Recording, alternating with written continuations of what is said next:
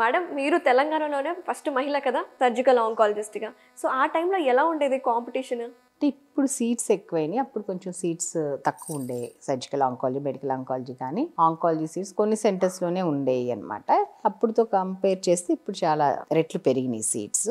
Competition ఎప్పుడైనా ఉంటుంది కానీ అప్పుడు ఇంకొంచెం ఎక్కువ ఉండేది. సో, ఆ టైంలో యాస్ ఎ ఆంకాలజిస్ట్ అంటే మీ ఫ్యామిలీ బ్యాక్‌గ్రౌండ్‌లో కావచ్చు, అంటే ఆంకాలజిస్ట్ ఆ సబ్జెక్ట్ ఆ స్పెషలైజేషన్ తీసుకోవడానికి ఏమన్నా స్పెసిఫిక్ రీజన్ ఉందంటారా? లేకపోతే మీకు మంచి ర్యాంక్ వచ్చేసిందని అలా డైరెక్ట్ వెళ్ళిపోయారా? రీజన్ అంటే నేను పీజీ చేసేటప్పుడు కూడా కొంచెం ఎక్కువ నేను జిప్మర్లో పీజీ చేశానమ్మా. అది రిఫరల్ సెంటర్ అన్ని 4 స్టేట్స్కి ఎక్కువ మంది క్యాన్సర్ పేషెంట్స్ వస్తూ ఉండేవాళ్ళు.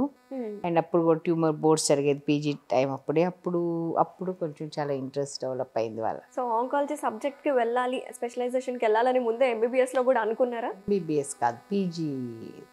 అంటే మీరు ఆ స్పెషలైజేషన్ సెలెక్ట్ చేసుకోవాలి. నేను కార్డియాలజిస్ట్. ఎంబీబీఎస్లో అంత తెలియదమ్మా. ఓకే. ఓకే. పీజీ టైంలో నేను పాండిచేరి జిప్మర్లో పీజీ చేశాను. అప్పుడు అక్కడ బాగా జిప్మర్ అనేది ఇన్స్టిట్యూట్ కదా, అవును. Central institute. అక్కడ 4 స్టేట్స్ రిఫరల్ వచ్చాయి. అంటే ఫ్రీ ట్రీట్మెంట్ ఉండేదన్నమాట. కీమోథెరపీలు అన్నీ ఆ రోజుల్లో 1999లో అంత అడ్వాన్స్ లేదు అంత క్యాన్సర్ ట్రీట్మెంట్స్ ఎక్కడ కూడాను. సో అక్కడ స్పెషల్లీ మళ్ళీ స్మాల్ స్పెషాలిటీస్లోనే అన్ని కీమోథెరపీలు ఇస్తాం, ట్యూమర్ బోర్డ్స్ పెడతాం, అన్నీ ఉండేవి అనమాట. సో అప్పుడు అలా నాకు ఇంట్రెస్ట్ కలిగింది. సో మేడం, ఒక్కసారి మనం ఇన్సిడెంట్స్ గురించి మాట్లాడదాము. ఒక 20 ఇయర్స్ బ్యాక్ ఆ టైంలో క్యాన్సర్ కేసెస్ అనేవి చాలా తక్కువ ఉండేవి. భయపడేవాళ్ళు. అమ్మో! క్యాన్సరా అని. కానీ ఇప్పుడు కూడా భయపడుతున్నారు. ప్రతి ఇంటికి ఒక క్యాన్సర్ వ్యాధితో బాధపడుతున్నారు. సో అప్పటికి ఇప్పటికి కంపేర్ చేసుకుంటే మీ సర్వీస్‌లో మీకు ఎలా అనిపిస్తుంది? ఇన్సిడెన్స్ అనేది పెరిగిందమ్మా. పెరుగుతంలో కాకుండా ఇంకొంచెం ఏంటంటే మనం చూసుకుంటే మనకు స్వాతంత్రం వచ్చినప్పుడు మన యావరేజ్ లైఫ్ ఎక్స్పెక్టెన్సీ చాలా తక్కువ, 45-50 ఏళ్ళే. ఇప్పుడు లైఫ్ ఎక్స్పెక్టెన్సీ ఆల్మోస్ట్ 75 అలా ఉంది కదా. యెస్. ఏజ్ వస్తున్న కొద్దీ ఆ సెల్స్ డివిజన్ అప్పుడు సెనెసెన్స్ అంటే అప్పుడు కొంచెం మ్యూటేషన్స్ అక్యుములేట్ అవుతాయి. యాజ్ యూ గ్రో ఏజ్ వస్తున్న కొద్దీ క్యాన్సర్స్ కూడా ఎక్కువ అవుతా ఉంటాయి. అదొక కారణము. ఓకే. అదే కాకుండా ఇతర కారణాలంటే అన్నీ మారిపోయినాయి అన్నమాట. ఇప్పుడు అంత వెస్టర్నైజేషను ఇవన్నీ ఎక్కువైన కొద్దీ మన అలవాట్లు, మన జీవన శైలి అన్నీ మారిపోతున్నాయి. ఇది ఒక కారణం.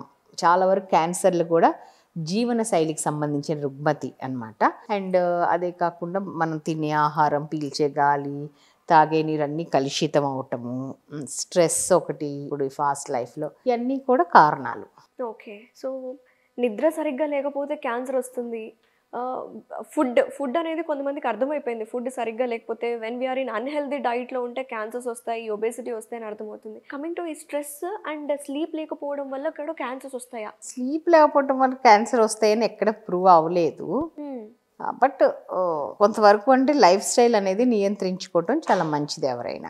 ఈ రోజుల్లో ఎక్కడ చూసినా సరే ఈ బ్రెస్ట్ క్యాన్సర్ ఒకటి, సర్వైకల్ క్యాన్సర్ ఒకటి, ప్రోస్టేట్ అని, ఇంకా బోన్ క్యాన్సర్ ఇవన్నీ కామనే మేడం. మహిళల్లో చూసుకుంటే ప్రధానంగా వచ్చే క్యాన్సర్ ఏంటి? మహిళల్లో ప్రధానంగా వచ్చే క్యాన్సర్ ఇప్పుడు ప్రపంచవ్యాప్తంగా కానీ మన దేశవ్యాప్తంగా కానీ ఫస్ట్ స్థానంలో ఉంది బ్రెస్ట్ క్యాన్సర్, రొమ్ము క్యాన్సర్. ఓకే. అది ఏంటంటే ఒకప్పుడు వెస్టర్న్ కంట్రీస్లో, పాశ్చాత్య దేశాల్లో ఎక్కువగా ఉండేది. మన మహిళల్లో అంత ఎక్కువ బ్రెస్ట్ క్యాన్సర్ ఉండేది కాదు. ఇప్పుడు కూడా వాళ్ళతో పోలిస్తే మనకు కొంచెం తక్కువే అయినా కానీ విపరీతంగా పెరిగిపోయింది మనకి బ్రెస్ట్ క్యాన్సర్ అనేది. అంటే to the extent 1 in 28 women వచ్చే అవకాశం ఉందని గణాంకాలు మనకు చెప్తున్నాయి. దీనికి కారణం ఏంటంటే నేను ఆల్రెడీ చెప్పినట్టు అతి వేగంగా మారుతున్న మన జీవన శైలి ఒకటి. ఇది కూడా బ్రెస్ట్ క్యాన్సర్ కూడా ఒక విధంగా లైఫ్ స్టైల్ డిసీజ్ అనే చెప్పుకోవాలి. అండ్ అంటే ఎక్కువగా కొంచెం హై సోషియో ఎకనామిక్ ఉమెన్లో ఎక్కువ ఉంటుంది బ్రెస్ట్ క్యాన్సర్. ఓకే. అంటే ఒక కారణం ఏంటంటే ఒబిసిటీ ఒకటి. అండ్ మనం చూసుకుంటే మనం ఒక జనరేషన్ ముందుకి ఇప్పటికి అన్నీ మారిపోయినాయి. అవును. అంటే మెన్సెస్ ఫస్ట్ వచ్చే మెనార్కి ఏజ్ అప్పుడు 13-14 ఉంటే ఇప్పుడు 9-10కే మెచ్యూర్ అవుతున్నారు పిల్లలు, మెన్సెస్ వస్తుంది. అండ్ ఏజ్ ఆఫ్ మెనోపాస్ పెరిగింది. ఇదివరకు 45, 46, 47 వరకు మెనోపాస్ వచ్చేసేది. ఇప్పుడు 51, 52 కూడా మెనోపాస్ రావట్లేదు. And number of children తగ్గారు.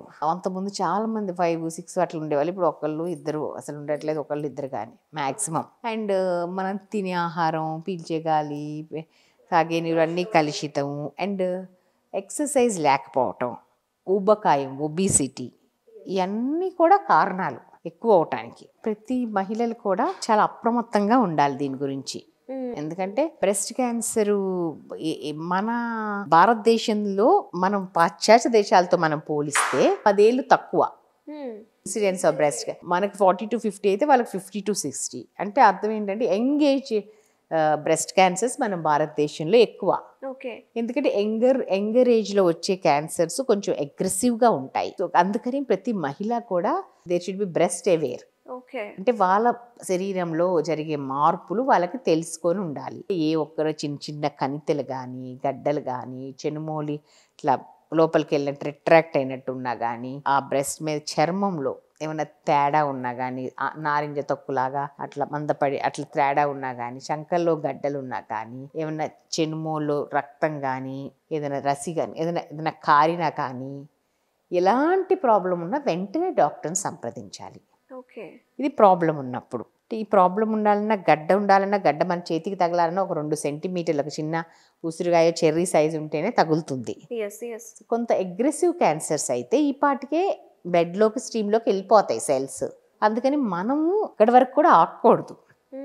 ఆరంభ దశలో మనం కనిపెట్టగలగాలి. దానికి స్క్రీనింగ్ టెస్ట్ ఉంది, మ్యామోగ్రఫీ అని మీరు వినే ఉంటారు. ప్రతి మహిళ కూడాను 40 దాటాక మ్యామోగ్రఫీ అనేది చేయించుకోవాలి.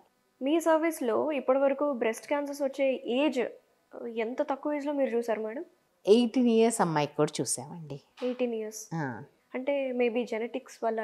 జెనెటిక్స్ కొంచెం హెరిడిటరీ బ్రెస్ట్ క్యాన్సర్ ఉంటుంది. Breast and ovarian cancer syndrome అని ఉంటుంది. బ్రెస్ట్కి ఓవరీకి ఒక జీన్ ఉంటుంది అండి, BRCA1 BRCA2 అని, బ్రకా జీన్ అని. ఆ జీన్ వంశ పారంపర్యంగా వస్తుంది అనమాట. అంటే వాళ్ళ కుటుంబ సభ్యులు, వాళ్ళ అమ్మలకి, పెద్దమ్మలకి, అమ్మమ్మలకి, అలా వాళ్ళ జనరేషన్స్ నుంచి వాళ్ళకి ఇద్దరు కానీ ఎక్కువ బస్ ఎఫెక్ట్ అయితే వాళ్ళు కూడా ఇప్పుడు ఆ టెస్ట్ వచ్చిందనమాట. మనకు కూడా ఆ జీన్ ఉందా లేదా అనేది మనం తెలుసుకోవచ్చు. అది చిన్న బ్లడ్ టెస్టే. బ్లడ్ తీసుకొని అనలైజ్ చేస్తారు దాన్ని. నిజంగా ఆ ఇండివిజువల్ కూడా BRCA పాజిటివ్ అయితే high risk for getting breast or ovarian cancer. Breast cancer కానీ ఓవేరియన్ క్యాన్సర్ కానీ వస్తే చాలా హై రిస్క్ అనమాట. అప్పుడు మనం కొంచెం జాగ్రత్తలు తీసుకోవాలి. దాన్ని ఏమంటారంటే ప్రొఫిలాక్టిక్ రిస్క్ రిడక్షన్ సర్జరీస్ అంటారు. ఇప్పుడు ఫ్యామిలీ కంప్లీట్ అయింది అనుకోండి, ఓవరీస్ 2 తీసేయించుకోవాలి. సో ఓవేరియన్ క్యాన్సర్ రిస్క్ చాలా తగ్గుతుంది. టోటల్లీ ప్రివెంట్ ఉండదు. స్టిల్ పెరిటోనియం క్యాన్సర్ అనేది రావచ్చు, బట్ చాలా వరకు తగ్గుతుంది రిస్క్. ఆ ఓవరీస్ చేస్తే ఓవేరియన్ క్యాన్సర్ కాకుండా బ్రెస్ట్ క్యాన్సర్ రిస్క్ కూడా కొంతవరకు తగ్గుతుంది. సో బ్రెస్ట్ అంటే ఇప్పుడు మీరు హాలీవుడ్ యాక్ట్రెస్ ఏంజెలినా జోలీ గారి గురించి ఉన్నారు. ఆవిడ హాలీవుడ్ యాక్ట్రెస్ అయ్యింది, బైలేటరల్ మాస్టెక్టమీ చేయించుకొని రీకన్స్ట్రక్ట్ చేయించుకుంది. ఎందుకంటే వాళ్ళ ఇంట్లో వాళ్ళ అమ్మమ్మ అలా వాళ్ళ చాలా మంది మెంబర్స్ దీనివల్ల ఎఫెక్ట్ అయ్యారు. సో అది చూసింది కాబట్టి తన డెసిషన్ తీసుకుంది. అట్లా బ్రెస్ట్ మొత్తం తీసుకొని రీకన్స్ట్రక్ట్ చేయించుకుంటాం, లేకపోతే కౌన్సిలింగ్ అనేది ఇస్తామని, లేకపోతే ఫాలో అప్ అంటే స్ట్రిక్ట్ ఫాలో అప్. ఇయర్కి ఒక MRI ఒక మ్యామోగ్రఫీ చేస్తాం. అంటే ఎవ్రీ 6 months, ఈ 6 months MRI చేస్తే నెక్స్ట్ 6 months మ్యామోగ్రఫీ చేస్తాం అనమాట. సో ఇట్లా రిస్క్ అనేది తగ్గించుకో. కొన్ని టాబ్లెట్స్ ఉంటాయి. ఇప్పుడు ovarian cancer prevention OC pills మామూలుగా పిల్లలు పుట్టకుండా పిల్స్ వేసుకో, దాని వల్ల కూడా ప్రొటెక్షన్ ఉంటుంది. ఇప్పుడు బ్రెస్ట్ క్యాన్సర్ ప్రివెన్షన్ టమాక్సిఫెన్ అని ఒక టాబ్లెట్స్ ఇస్తాము. అట్లా కీమో ప్రొఫిలాక్సిస్ అంటాము. రిస్క్ రిడక్షన్ సర్జరీ కొంతవరకు జాగ్రత్త తీసుకోవచ్చు మనం పాజిటివ్ అని తెలిస్తే.